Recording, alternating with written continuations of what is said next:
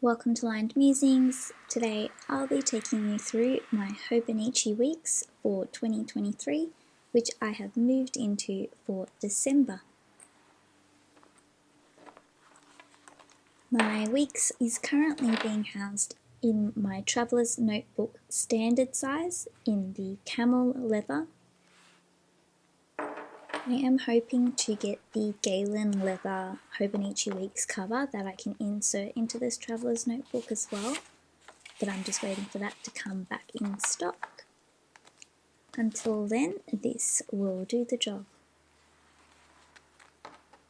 I'll just pop that to the side and we can go through the content of my weeks.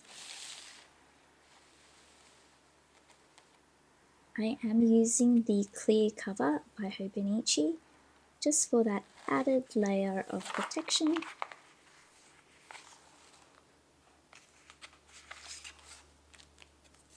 I did also purchase the basic stencil, which has already started to come in handy.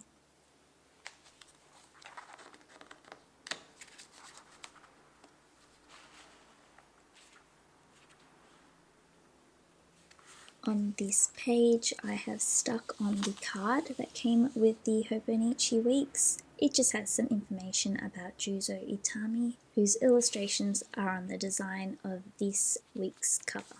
I am intending to decorate this page at some point, but I have yet to decide how I would like to go about it. On this page, I have coloured in the dates for significant birthdays and events. And in this bottom section, I have Australian public holidays. On this spread, I'll be using this as my period and health tracker. And now on to the monthly spreads. You'll see I've already started to fill this one in with all my December events and activities. And I've also popped on some Christmas transfer sticker decorations. On the bottom right hand side as well, you'll see I have my work goals. You'll also notice I have the financial week on the left hand side. In Australia, week 1 starts in the first week of July. And on the bottom left hand side, I'll have probably a quote or something like that.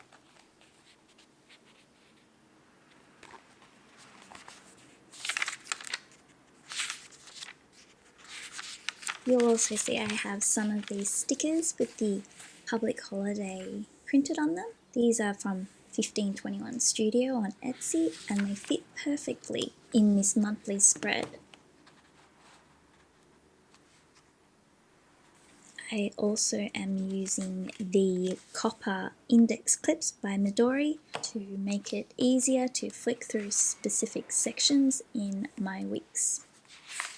I also have these monthly stickers that I have stuck on some of the earlier months in the year, and these are also from 1521 Studio.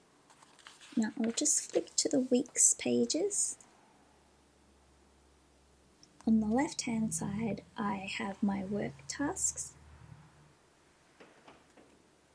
a couple lines in the middle for the checkboxes for my personal tasks. And then on this side, I will have highlights or significant things for that day.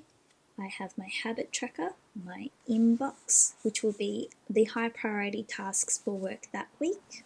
And finally at the bottom, I have my to-do list, which is for personal things. And at the very bottom, I have popped in the pen I've used, and if it's a fountain pen, the ink I've used as well. I also have here my pencil board. And you'll see I did cut off the ribbons that came with the planner just because they were a little bit annoying. And you'll see I have tabs from 1 to 12 to mark each month. And these tabs I did get from AliExpress and I think they really suit the Mon Oncle Hobonichi Weeks design. And now I'll just flick straight to the notes section. On the left hand side, I'm hoping to do a collage. And here we have my key for the way I use the bullet journal method. On the first couple pages, I have a grid spacing reference We have the index as well. Here's my annual tracker for things I need to track, for example, home insurance and things for my cat Moira. Similarly, on the right hand side, I have the months on the x-axis, and I will be tracking certain items I need to clean. And here we have my home improvement tasks. There are some things that we need to work on, and so what I want to accomplish next year is listed here. And then I have my wish list. I have also listed my low buy list, just so when I do start adding items to my wish list, I am conscious of the things that I do want to buy less of this year. But before we go on to the next page, I just want to show you the pens I did use for this section. For the headings, I used my Diamond 580 with the Pilot Iroshizuku ink in Takesumi, and this is with an extra fine nib.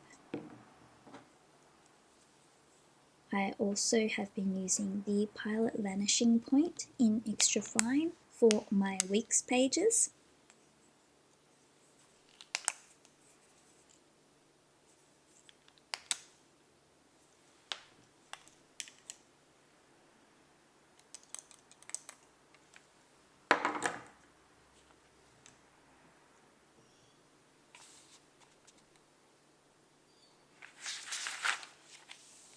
I have movies watched with the date, title, the director, and what my rating is, and TV shows watched as well. I have started a books read list and also a gigs list. I did make a mistake, but I recently bought a cream correction tape and it has disguised any mistakes I've made. And on the right I have my content tracker for my Aligned Musings account, and on the final 2 pages of my collections I have my ideal weekday, then I have meals on rotation. And then I've left these 3 pages just to add any more lists or collections that I might want to add in next year. And now we go on to my monthly pages. The first page will be just whatever I want to do for that month. In this case, it was playing around with some of my stamps, but it could be a page for collaging or whatever it is that I feel like doing that month. So this is my monthly inbox tracker, and I am using the Alistair method, and at the bottom I have my weekly tasks. On the left I have the week commencing date, and to get these straight lines I just used this washi tape that I've stuck to the back so I can reuse it. My intention is to only use 4 pages each month, so 1, 2, 3, 4, and based off my quick maths, I'm pretty sure I'll be able to cover 13 months with an extra page at the back for the pen test. At the bottom here I've also popped my Deco Rush tape sampler just so I can remember which ones I have.